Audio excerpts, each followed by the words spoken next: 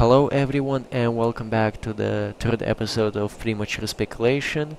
We're actually doing them all at once, but we decided to break them up into episodes.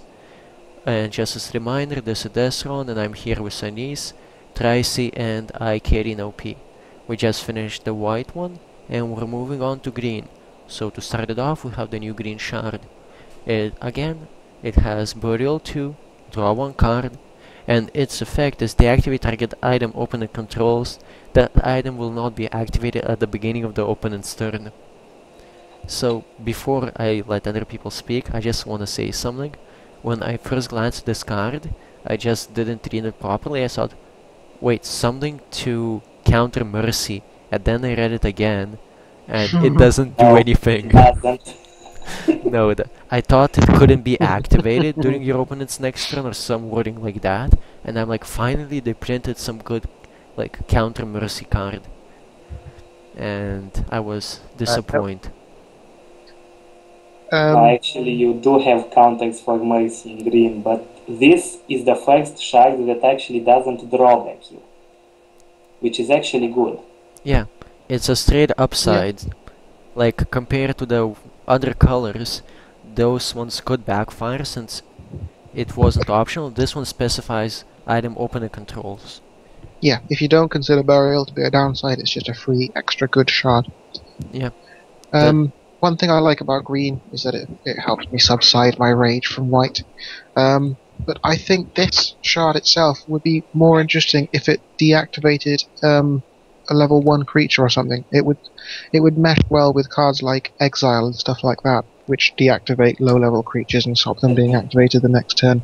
It would make it very strong, so it would probably only have to be limited to a level 1 creature on attack zone or something. Those are pretty bad. You don't really care for them not to attack with a level 1 creature. It's not that great. I know. True, but I mean, how often are you going to deactivate an item for them not to activate? Only against red with Steelbreaker? Well, not even.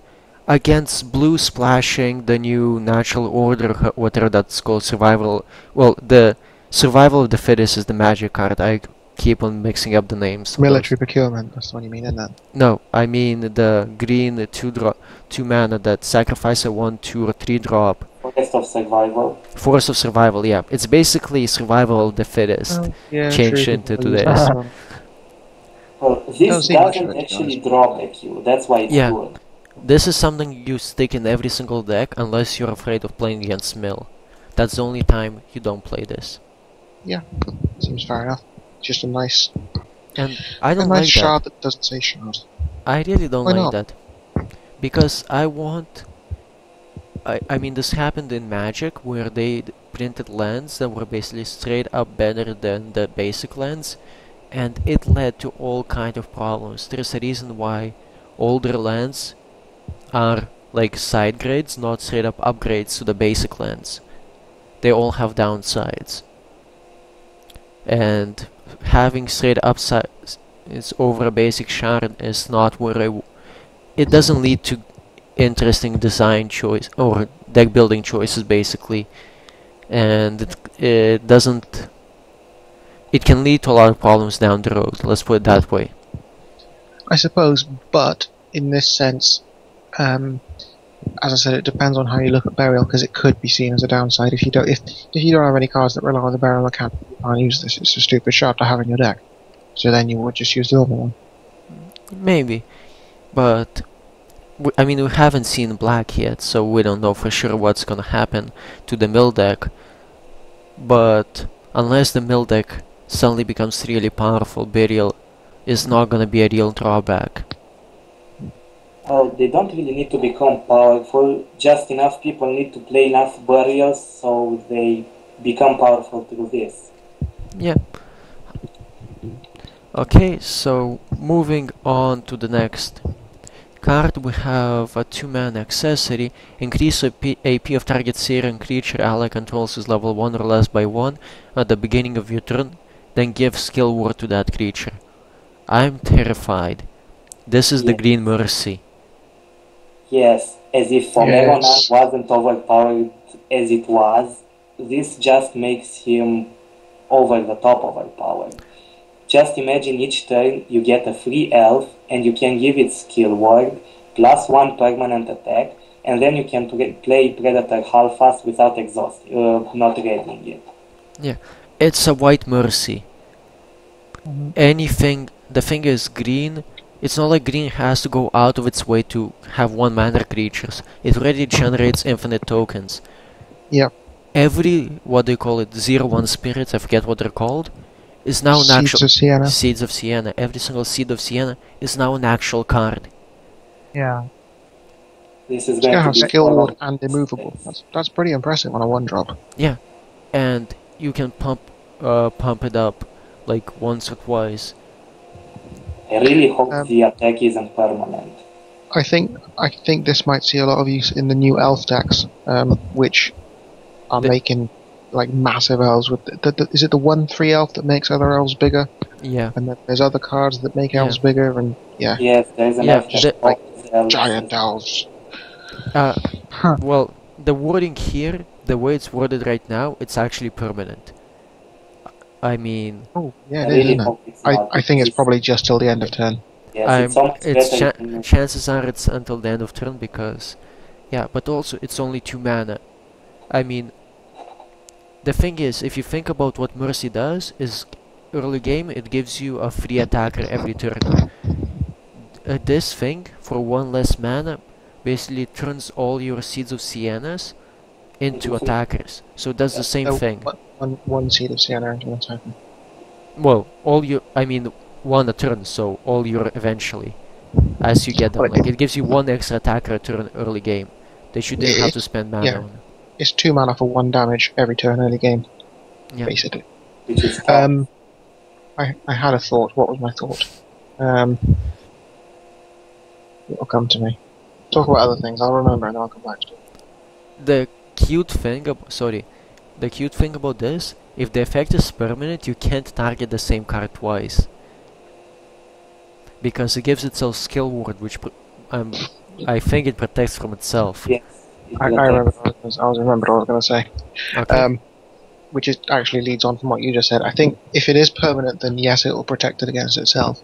But if we look at the red insurgent, which increases the AP of a creature at the beginning of each turn, what is it called? Is it a 5 mana? I believe it's a 5 mana 3/4 or something like that, or a 6 mana 3/4. 6 mana, yeah, it's 6 mana. General of Insurgent. It says increase AP of target creature by 1 at the beginning of your turns, and that, much like this, would suggest that it's permanent because it doesn't say till the end of turn, but it is actually just till the end of turn. Okay, so that gives me hope. Also, yeah. Oh, okay. Well, the skill word might be permanent. So So basically, you can't target the same creature twice. That would actually be interesting. Still be stupidly strong. It would be, but it would at least. Because your 1-drops, you pump them once, you trade it with something off, and you move on to the next one. You're never...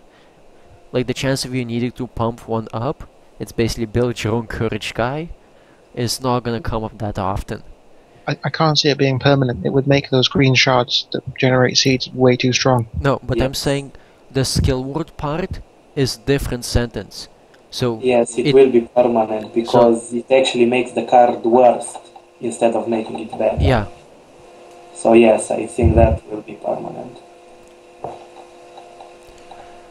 It only makes it worse when using it with Mount Rondar's Blessing. Yeah. Well, no, because it keeps it as a 1/1, which is always better than making it back to a 0/1 at the end of turn. No, what I'm saying is, it has 2 effects. One is pump power by 1, and that probably ends at the end of turn. The second effect is completely unrelated to the first one. Oh, I see what you're saying. And it gives it skill ward. So your Seed of Sienna, it becomes a 1/1. Then if you don't use it up, you're gonna have a 0/1 skill warded, immovable, basically the most indestructible 0/1 in the game, bar the ghost. The skill ward stays forever. 1 AP is only until the end of turn. At least that's... I think it'll be interesting. Yeah, it'll be interesting to see how it works. If it is like that, that would be interesting. Yeah. It's still ridiculously strong because how often do your 1 guys actually survive? But I guess green doesn't want to trade them off. So Sanis, what would it have to actually destroy the seed to work, or Yes, does it yes. just need to target a Yes, seed? yes. It will not go into offense and get the extra attack if it does not destroy the seed. Okay. Because That's good to opponent can destroy it with an instant spell, and then my Hakan would just exhaust. Okay. That's good to know. So it's bad for that deck. Yeah. But anything else, it's good. It seems kind of like a more fair version of Mercy, the more I think about it, where it's a really powerful effect that makes you sacrifice at least a bit in order to make it work. Yes, like you and need you to don't you get don't just extra throw it into every single the green same deck. creature. You just Yes. need you throw it into most green decks, and that's it. Okay, moving on. Spell of Labyrinth's Forest. It's a trap, so it's obviously 1 mana. Whenever a creature an opponent controls is level 4 or less battles a creature or hero, move that creature to opposite zone after battle. Then you draw 1 card. This is like that protection from Moonladder thing that people are playing at the moment. It's actually quite good. I think it's slightly better, and I'll explain why after you guys talk a bit about whatever it is you're going to say. That I'll interrupt. I was gonna say that you don't choose when you trigger it. Any creature combat triggers it. They don't have to attack, which could make it interesting in that you pull defenders out of their defense zone, but at the same time you don't always want to do that. So it cycles. Like this is not like the blue one. This is not a card that's gonna sit in your trap zone for half the game waiting to trigger. You're gonna get the card back in like pretty quickly, 1-2 turns. And usually, since you know the effect is coming, you should be able to set it up in a way that pisses off your opponent, basically. Yeah. What I was going to say is this has a couple of niche uses. One are in white honor rush decks, because in a white honor rush deck they're going to put things into the attack zone to kill your honor things. You then attack it with your hero, even if you don't do any damage to it, it's going to shift it into defense, letting your honor get through. And the opposite way around, in a red rush, if they splash this, it makes your hero, which is always going to take damage anyway because you're red rush, take maybe 1 or 2 damage from a defender, and it lets your rushers with more AP get through. That's actually an damage. interesting point, and I didn't Yeah. even think about using a hero to shift guys around. Yes, Suddenly, yes, this makes it a very powerful card Yeah. for rush decks. it's suddenly even in non-rush decks, like if they play an attacker, as a black control deck, I'm willing to attack it once to make sure it never attacks me again. Yes, it's basically a free effect from Daria Yeah. with bit of life cost, So but you don't lose a card for it. So it's something think- I might actually consider in a black control deck, like not a lot of them, but as a 1 or 2 of. Because Yeah. it's definitely like attacking with your hero to kill their guy to make sure your hero doesn't get attacked again. Or because also, you play this for example turn 1 or something, right? Turn 2, you want to play a guy in attack zone, but they already have an attacker. You push the attacker back, now you have the initiative. You're the one with the guy in the attack zone. You get basically to make the plays and he has to start responding to them. And 1 or 2 health loss isn't such a big deal. Yeah, He would and, have Yeah. attacked you anyway. and unlike the blue trap, this is actually still good late game, where you can throw away a useless guy just to push something around. When I played the green deck, even if I ended up with the 0-1 line, or I would use it just suicide to get damage through, even as a black player, the Fallen Angel. Like some people like to leave me with like a 0-2 Fallen Angel or something like that. And I punish them for it because I attack, reduce AP by 1, then swing with something else. And this is kind of the same thing, where you don't need to deal damage to the creature in order to actually get a good effect. Yeah. And I think because of that, it's good that it's limited to level 4. Yes. Because of its, extra ability of being able to be used by heroes to shift things. And it doesn't have loyalty, so you can splash it.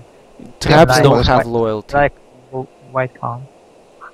Well, traps don't have loyalty. I think it's a conscious design choice they made. Because if a trap had loyalty, it would become really easy to tell what trap it is. Yes, you just take 2 damage, and that means it's a certain trap, yeah. Yeah, that's true. But maybe if this trap was white, it would have loyalty. I don't know. Just to make sure no one Well, else can play it. If it was white, it wouldn't have loyalty, because obviously that would ruin the whole trap thing. But what it would say is whenever a creature opponent controls with level 4 or less battles a creature, a psychic creature or psychic hero. It wouldn't Yes. have the level 4 or less limitation. It would just say whenever a creature opponent controls battles So a it would creature or be hero, whatever. move that creature. Okay. I think it's a nice niche trap. I think it could see quite a bit of use in non. Non-green decks and in Non-green green decks. decks. But what I like about it is other decks might splash it, but the deck where it seems to be the best is still green deck with all their like little tokens because a lot of times playing against green we end up in a situation where I have a couple of beefy guys on defense and the opponent has a bunch of tokens. If he could use one of them to remove basically a defender, he would be able to win. Yeah, I mean it's essentially giving your tokens shifter, isn't it? Yeah. Which I think is one of their hero abilities when leveled up. Yeah, the basic hero that puts 2/1/1s into play gives them Yeah, shifter. that's what gives them shifter. Yeah, so that's I quite nice. hate it. I've lost more games to it than I should, let's put it that way. Yes, it's pretty nifty effect. Okay, moving on to the next card, we have Deadly Fall, which is a 4 mana magic burst, loyalty 2, outside of white, surprise, and it destroys an attacking creature with level 5 or less. This is amazing. This Yeah. is the new blow of judgment. That's what it feels like. I mean, it costs 1 more mana, and it can't remove blockers. But is Blow of Judgment burst? I don't even remember. No, it's not burst. No, No. just not burst. But this can only be burst because it can only Yeah. destroy an attacking creature. So Yeah, this has to be burst, but I'm just saying that It's very powerful anyway. it is. Yeah. The window to actually play this card is a lot smaller. You can't. The thing about burst is you wait until the end of opponent's turn, then you play it. With this, you have to play it in the middle of the turn when they're attacking. So it's in Mhm. effect like not a real burst, since they have most of their turn to deal with the aftermath of you playing that card. yeah, Yes, the interesting thing with this is talking about the trap we just mentioned and the hero effect I'm using. I usually shift defenders into attack, and so I can attack hero directly with my creatures. And then he's going to attack with that shifted creature. Yeah, And I'm just going to use this. yeah, It's very powerful. I think what's interesting to note is that they obviously realize how powerful it is because they've given it loyalty 2. The Yeah. only other creature with the only other thing with loyalty 2 or more outside of the elites is I think Orb of Destruction. Yes, Um, and Super Angel Yeah, yeah, from this So I set. think- yeah. so But I think it's good that it's got loyalty 2. yeah, but loyalty 2 is not a drawback in itself, and I don't like how they seem to be using it as a drawback. Loyalty 2 should be something that a unique effect that you don't want other colors to be using, not a powerful card. Yes, it's very Yeah. awkward to put on a card that basically everyone would want to play 4 of. Yeah, it would be great in blue because it would go with our counter spells. Yeah, now another union has a better removal than the removal union. You know what's funny? Every time we talk about all the cards, he's like it would be better in blue. It would be nice in blue. It's like, well, Yes, at because that point you it has might a lot just of, play a green deck, call it blue, and pretend you're splashing the whole deck. Probably fit with Huh. that. It would be easier. Then Wha- I would have to keep saying how blue is underpowered. That's a good idea. I'll do that in future. I'll make a green deck and just smash it all blue. Yeah, but yeah, this is really powerful. It seems to be Like, Would it? it's the best removal spell available to green, one of the best removal spells in the whole game, but I'm still not fully decided if playing just straight up removal spells is what most decks want. I can see some decks needing it, and that's fine, but I'm not even sure that green is the deck that wants a straight up removal spell.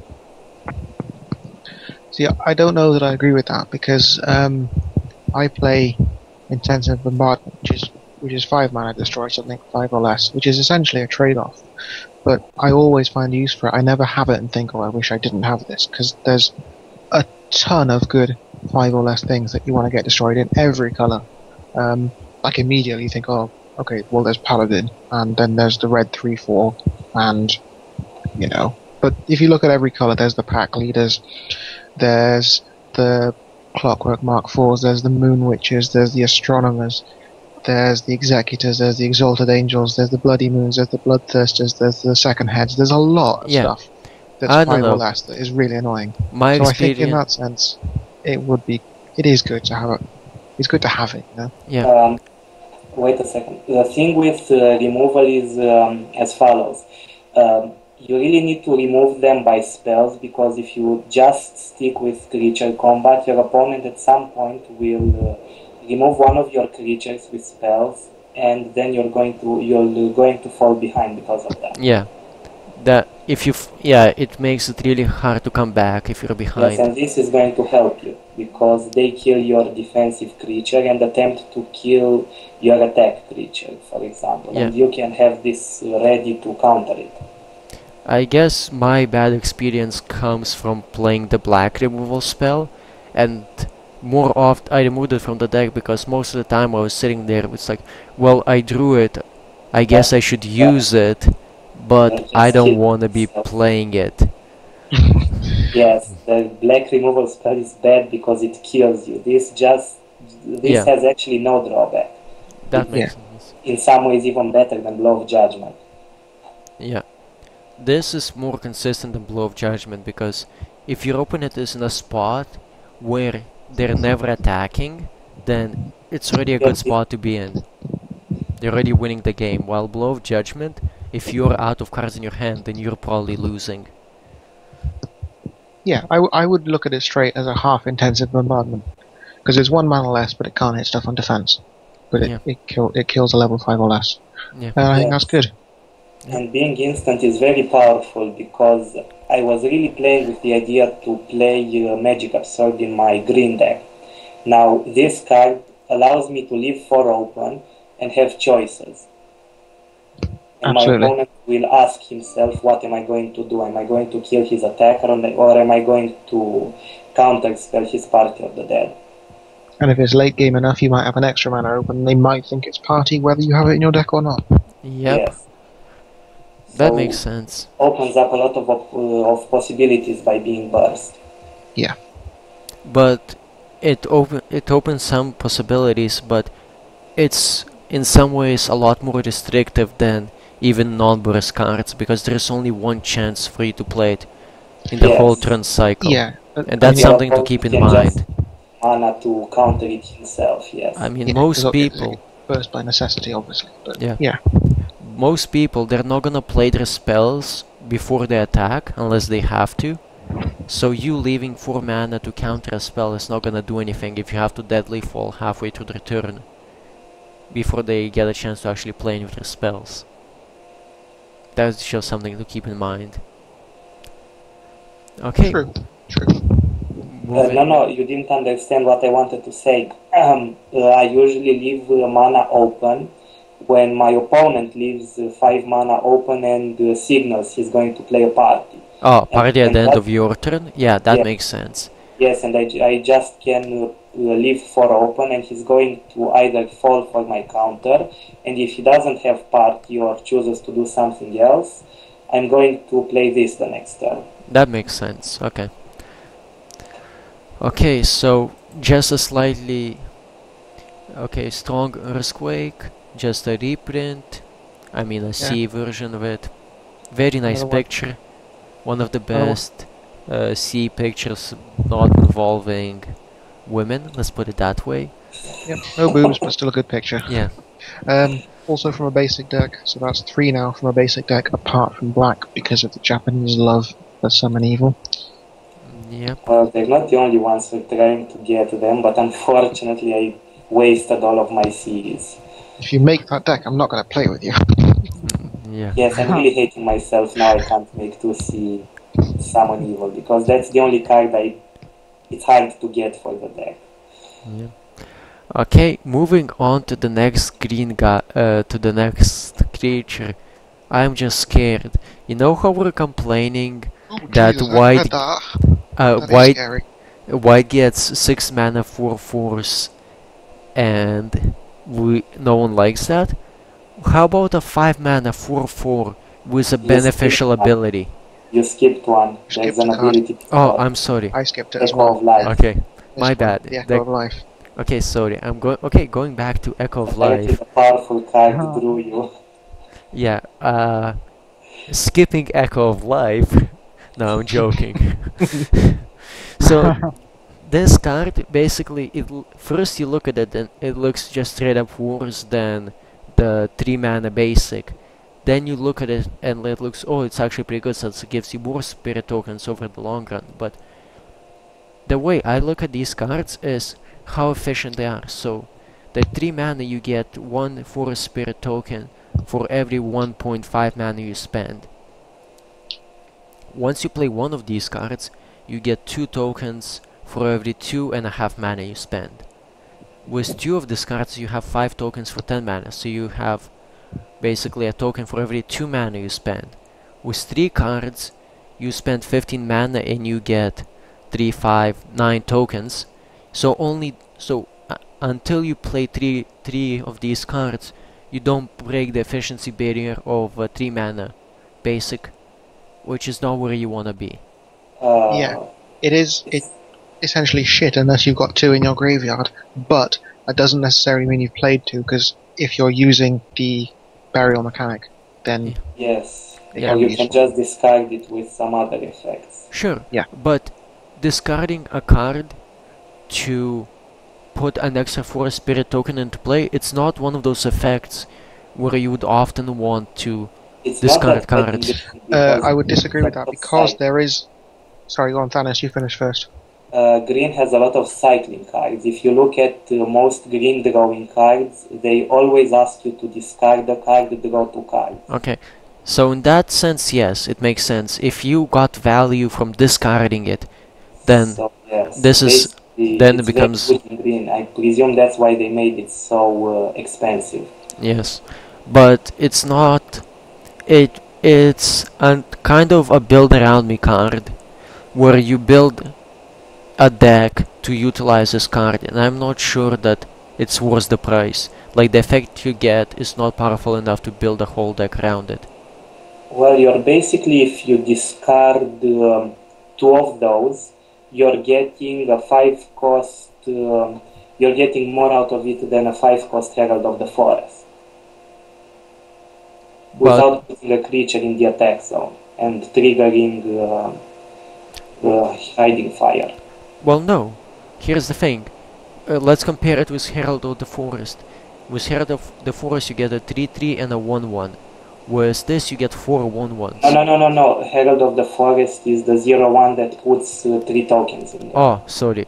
I'm Exactly. talking about the... What do you call I it? don't know exactly. I don't use The that. 5 mana basic. Yes, I know what you mean. Wait a second.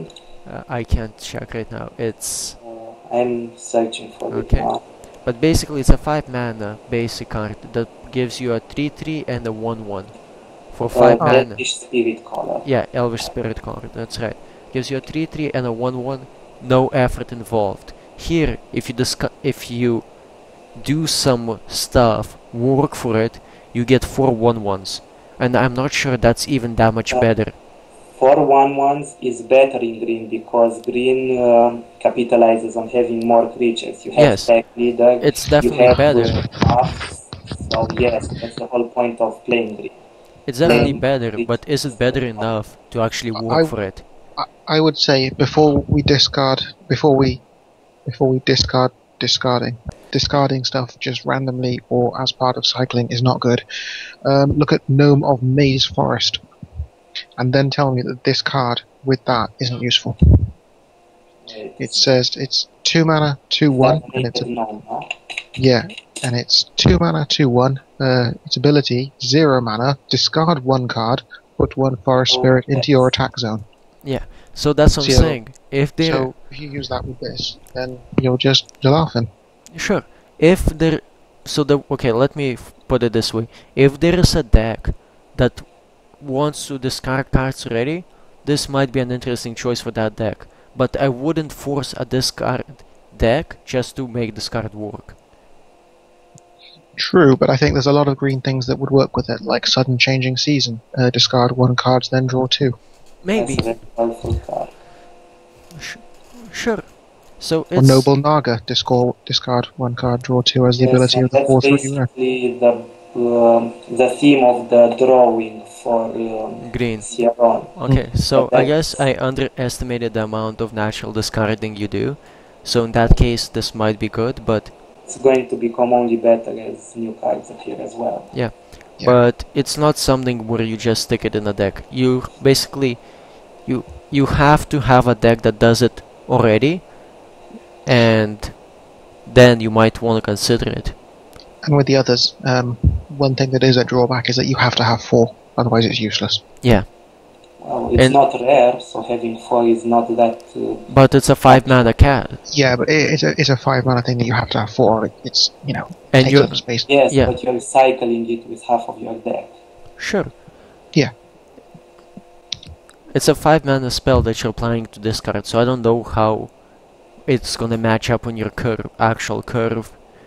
It's also not a card you ever want a mana zone. That's another thing about these cards. Imagine how bad it would feel to mana zone this. Yes, that's clearly not something you want to be doing. If you mana zone 1, it makes the next 2 really bad. If you mana zone 2, it makes the other 2 unplayable, basically. Unless you mana zone it and then play the creature that destroys the top card of your mana zone. So actually, yes. Yes. There's a green creature that does that. Yes, there is. It's the 3/4 for 4 mana.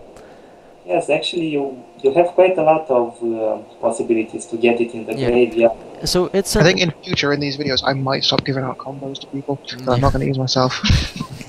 So it's I take back what I said. It's an interesting card that you have to work for, and the effect might be worth the effort, if as long as what you were doing was good on its own without this card.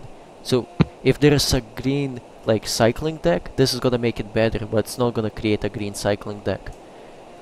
Agreed. Now going on to the next guy. So it's a 5 mana 3/4 chosen by Forest. It starts off as loyalty 1, and when you see loyalty on a green creature, you know something is wrong. And let me explain what is wrong with this guy. So it's a first. So the next thing is Revenge 1 or Revenger 1. It should be Revenge probably. Revenger sounds so bad. And that means if you have. Sounds like a really bad Steven Seagal film. That's the thing. It's like Avenger was copyrighted, so we used Revenger.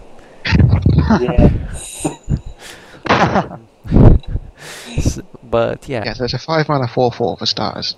Well, if you have 10 or more cards in your graveyard, it comes into play as a 4/4. And then it has destroy the top 1 card of your mana zone, you draw 1 card.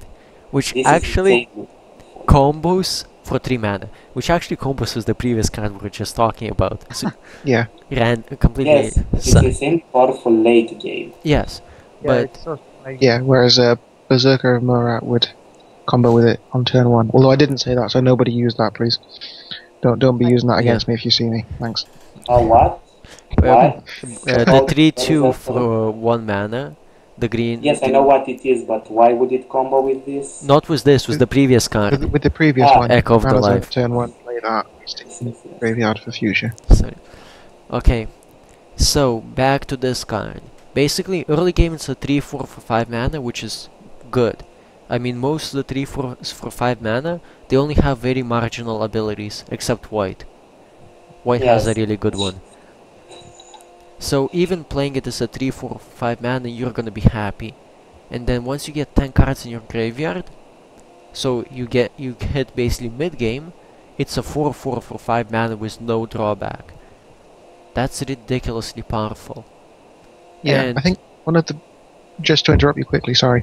One of the things that is interesting about the Revenger mechanic is that it will happen.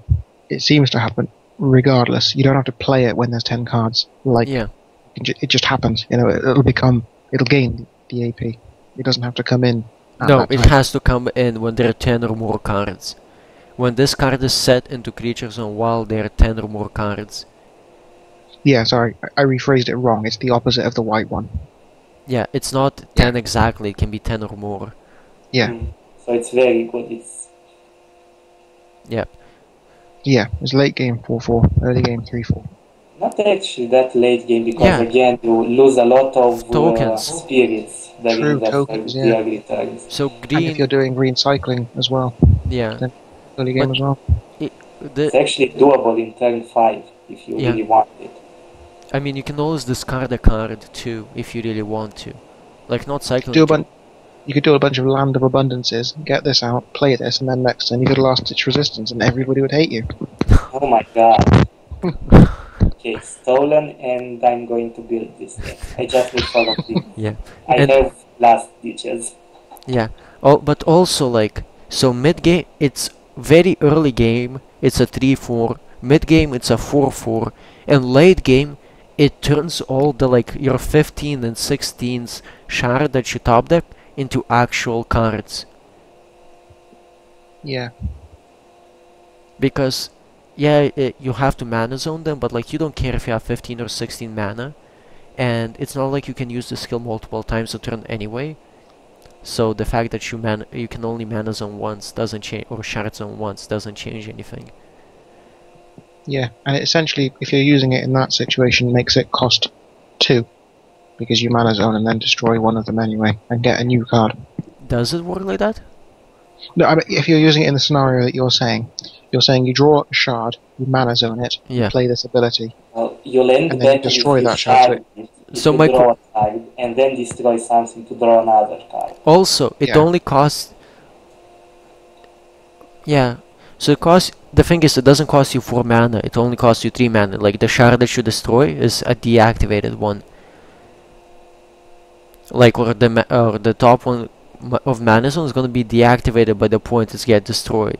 So it's not like you need to spend 4 mana on it. It's only 3 mana.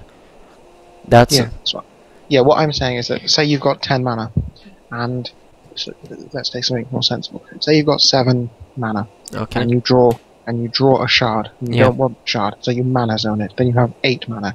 You use this ability. You have 5 left, and you draw a new card. And if it's 5 or less mana, you get to play it. Yeah. So essentially, it's cost you 2 mana to just switch to cycle your shard. Yeah. That's what I'm saying. But also, in a lot of cases, it's gonna be I drew a shard, I'm gonna play that shard, and I'm gonna use the skill. So now it's like I drew 2 cards. So I got 2 Yes, cards very deeper. good. Yeah. The only When sense you're of in this top game- deck war, drawing 2, like, because usually a lot of times what happens is you both end up in top deck mode, and then one of you hits a shard cluster and loses. Yeah. And this basically solves that. Yeah. You're drawing extra cards each time, which is always good. Yeah. It's a shame it's got loyalty, because it would go quite well with the What, blue deck? Guardian of Wisdom. Yeah. Yeah, I could use it as loyalty if I really needed to. Honestly, Yeah. it's worth it. It might It's one be. of the few cards that's really worth it. Yeah. See, the thing is, and as you were saying earlier, if I play green and splash blue, I can't do it the other way because the blue one says put wisdoms in your hand, Yeah. so that scuppers that. Well, and what's the problem? It doesn't say destroy. It doesn't Wisdoms, say every destroy- time you play a wisdom, you lose 1 life. Unless you mana zone it directly. Ah, I see. Basic shards from other colors still cost you life. I see. Uh-huh. Okay. So now that we finished crying over this, moving on to the next. Oh, just quickly going back to it, it's got a Okay. really cool picture as well. Yeah, it does. It's got really nice artwork. It does. I think it's the best artwork in ages for. It's very Stealth. nice. I really like the Cantona collars. This is me, Eric Cantona. I am so cool. I like that. Cantona collars are the best thing ever. Okay, moving on. We have Verger Avenger. It's a 4 mana, 4/2 with Revenge 2. And the second ability is when this creature is destroyed during battle, banish the top 2 cards of target opponent's graveyard after battle. Good lord. Not a fan. This is a monster. Why not? That's a It's a 6/2 for 4. It's a 6/2 for 4, but how much is a 6 power actually better than 4 power? If you think about it. Actually, it's better than the 5/2 in Aspire. That's the whole point. Why Yeah, is that? Well, it's better than the 5/2 if you have 10 cards in your graveyard. So you have to Okay. slightly... Yes. But you will, because tokens. Yeah, sure. But what I'm saying is, it's a 4 mana, 2 toughness creature. Like, Yeah. does green really care about 6 power versus 4 power that much? Yeah. Well- And if they want a huge creature, they already have pack leader. Well, that's my point. You can actually play this instead of the pack leader without having creatures on the board. Yeah, but it has 2 toughness Yeah. instead of. Yes, but But- pack leader gets stolen by double agent, same as this. You don't lose much. Yeah, but by that this. doesn't matter. No, 2 toughness means that every single dork on the map is gonna kill it. Remember how we were talking about the 3 mana for 2? Well, 3 mana is a lot less than 4 mana. And I just don't feel like extra 2 AP, even if they printed this as a straight up 6/2, because there's already a 6/1 honor guy in white that sees all of no play. And I feel this is gonna have the same problem where it's like the really high power just doesn't do enough to play with a 4 mana 2 toughness guy. I don't know. I don't know that I agree with that. 6 is always better than 4. It's gonna be good to have a 6/2 for 4. I don't know. If nothing else, it will intimidate them into focusing their attention on that, as opposed to a bunch of your tokens which you might stampede or something next turn. But At the very least, it does that. It it's will trade 1-for-1, at least. it guarantees a Also- 1-for-1 trade, yes. But a 4/2 already does that. Like, realistically, this is not gonna get past the blockers most of the time. The only time extra power really matters is when you're attacking hero directly. I mean, yeah, you have some of the 5/5s that don't really see a lot of play right now because people don't have them. And maybe if they become popular, 6 will become a lot more than 4. But I don't know currently, how, you play black. How can you say that? You reduce people's AP all the time. If it's 6, how you can't reduce it down to make it stop trading and Yeah, but- stuff. but I There's think- a new card that I think the uses problem is- a lot now. When you see this card, you gotta ask yourself, as a green player, is there any card in my deck I would remove to play this? because Yes. it I is don't a know- 4-drop. It's not It's a not got 3-drop. It's not got loyalty though. I can see it being used. I can red. see maybe red playing this, maybe, as a 4 mana like 4/2, and that sometimes becomes a 6/2. Maybe red because they don't they plan to hit the hero directly. But in green, I don't see it doing what green wants. There are a lot of green players that plan to hit the hero directly. The people playing Berserker of Murat and all that thing. I think you might be underestimating it. I think it could be. I'm not saying it's the most powerful card, but again, it's an elf. Yeah. You can do Yeah. silly stuff with that. Maybe the fact that it's an elf could push it over the top, but I'm Actually, I just think saying that's a very good point because a lot of the elf cards can give protection from random Yeah. stuff. Yeah, and pump it up. Sure. But I'm just saying a 6/2 for 4 mana, just a straight up 6/2, is not something most decks are looking for, outside of some really special cases. And play it. Say Hulk Smash. It's green and huge. It's fine. sure, I like it. what they call it. like it. And we can agree that the second ability is not gonna change whatever it sees plays or not. Yeah, it No, makes no difference. that's pretty Irrelevant. narrow. If you Two play this cards. every so often, it's gonna be relevant and you're gonna be happy, but it's not gonna change one way or the other if you play this or not. Yeah, you're not playing it for its ability, basically. You're playing it for the 6-2 if you get it. Yeah, you're paying it to go, 6-2. So you play your 6-2, I play my Party of the Dead. I mean, I'm not gonna reduce its AP, I'm gonna kill it and reduce something else's AP. I know, but you've just paid 5 mana to kill a 4 mana, so that's fine. Well, no, I killed a 4. I played 5 mana to kill a 4 mana, kill another creature, and reduce two of your guy's AP by 1. That's true, but you can't use party because it's OP. You comes out of the comparison. Okay, how about this? This counters Mercy really well. When you put this in play, Mercy does not want to attack it.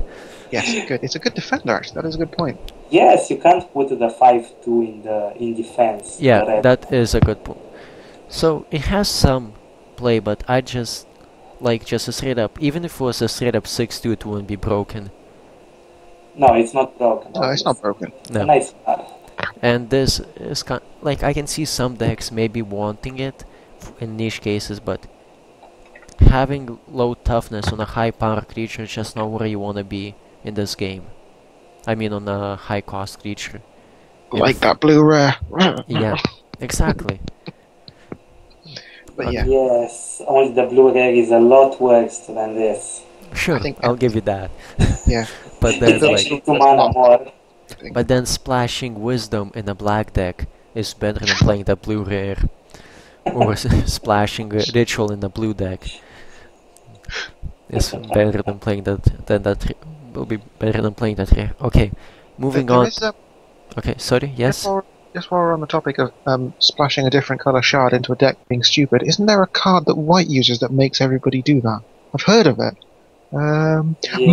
Mercy of Dawn, that makes everybody splash off-colour shards. Oh yeah. Yes, and hating every moment of it.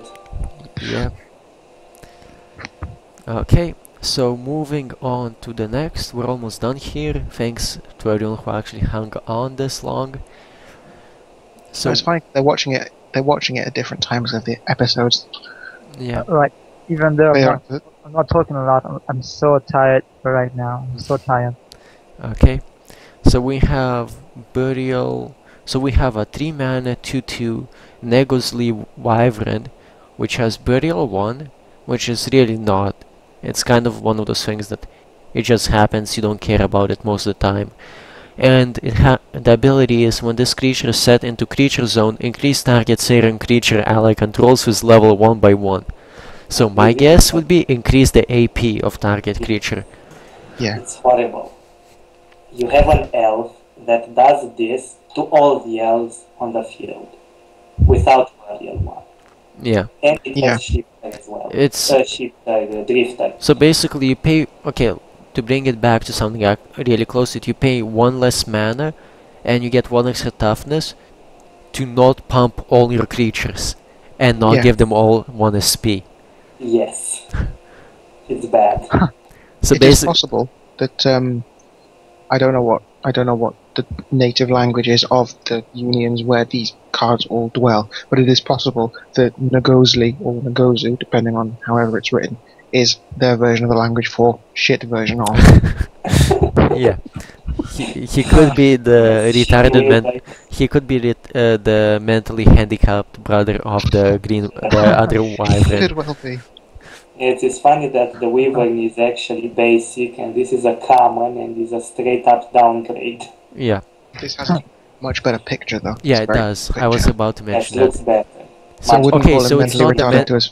Okay, Yeah, so I it's not wouldn't the call him retarded to his face. no, it's not the mentally handicapped. It's the pretty boy with no brains in the family.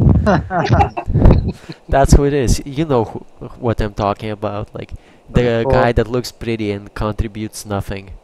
Yeah, the guys that don't sit all day playing trading card games online. Basically, yeah. Not the guy.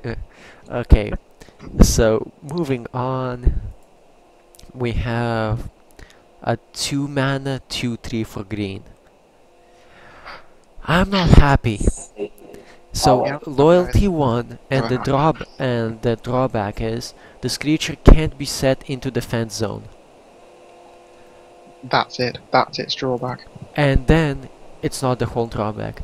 When this Yeah, the other creature one's is destroyed during the battle, banish the top one card of your mana zone after battle. That's not a drawback. It You can is. actually sacrifice Oh, it to some weird effect and not. Yeah.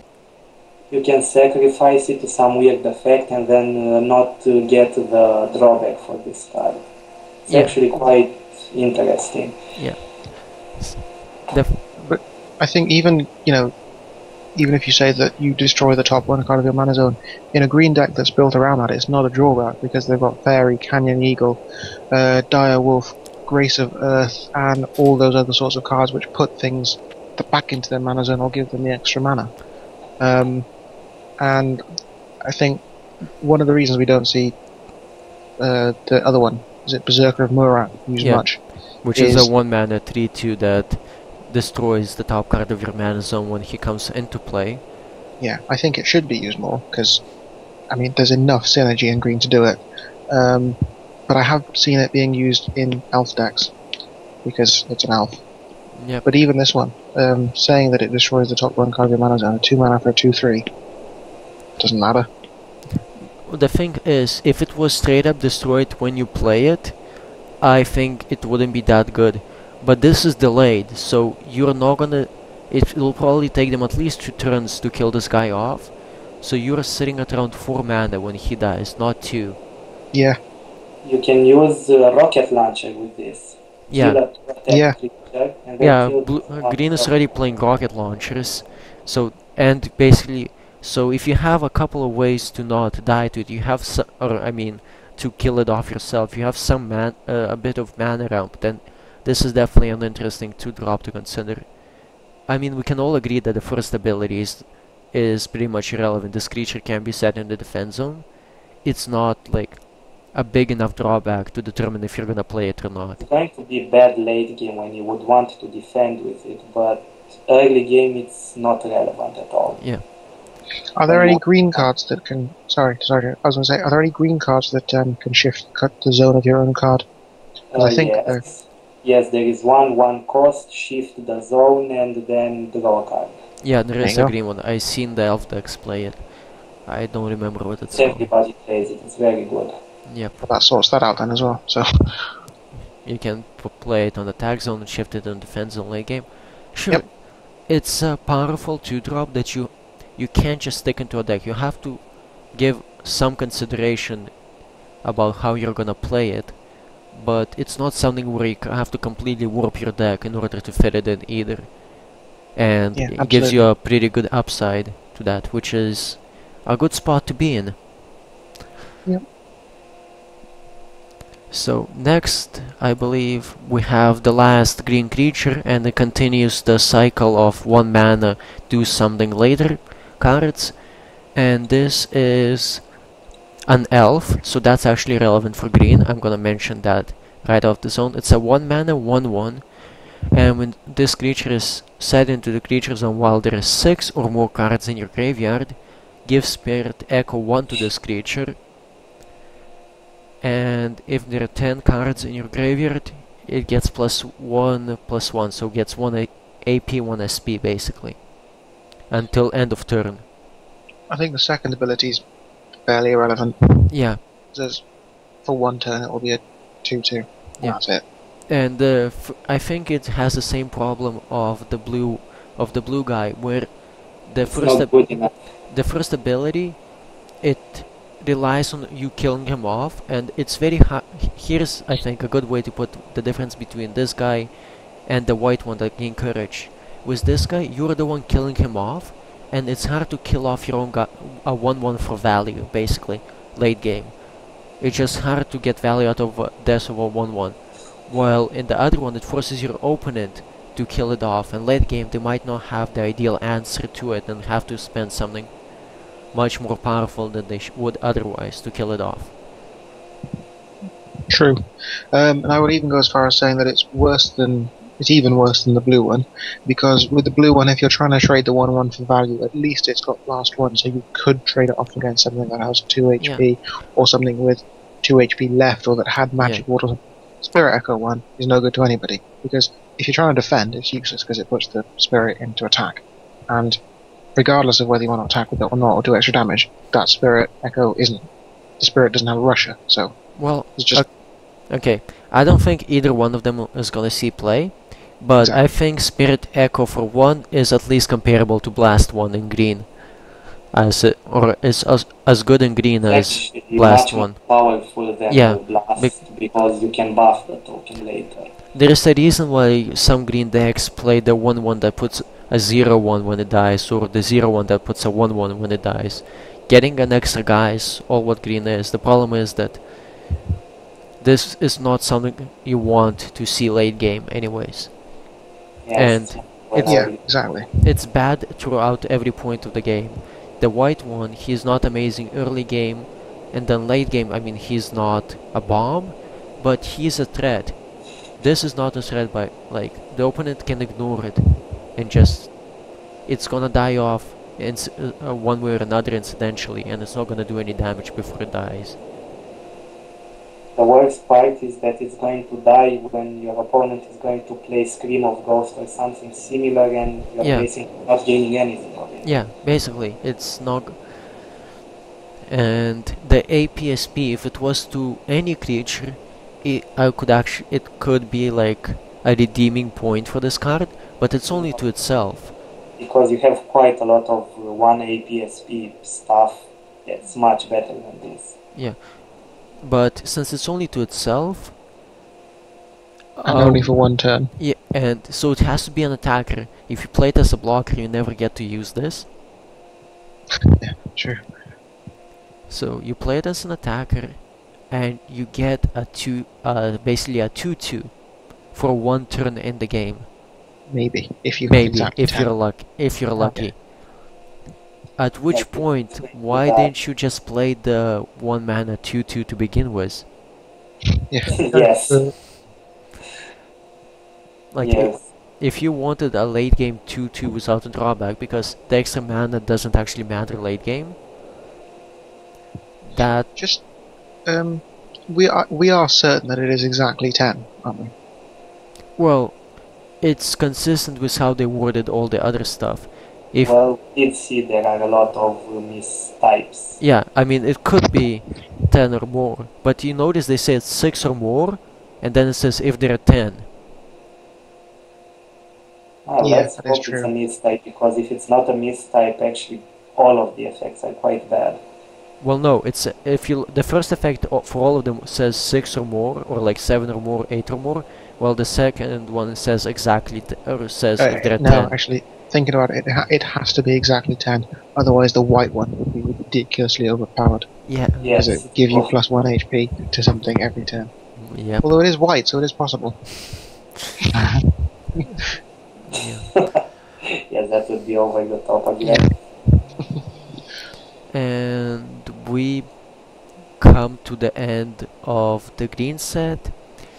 Thanks everyone for tuning in to Premature Speculations, and this was a really long try. Yeah. I mean, we've had some technical difficulties. I've had to use a new recording software that I don't usually use, so I'm gonna have a fun time figuring out how to sort all this stuff up and upload it.